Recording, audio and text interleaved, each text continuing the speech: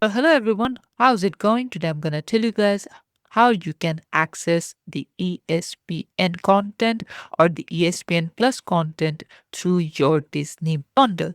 First thing, when you head over to Disney Plus, you should see ESPN Plus over here, but for some reason, if you don't see it, all you gotta do is go to disneyplus.com on your website and then enter your email, sign in, and then select your profile, and then you want to head over to the account page. And if you're on the web browser, you need to hover over the profile icon and click on account. Same thing, you just need to tap on the profile icon if you're on a mobile uh, browser. Then you need to select the verify account alert banner and select verify account.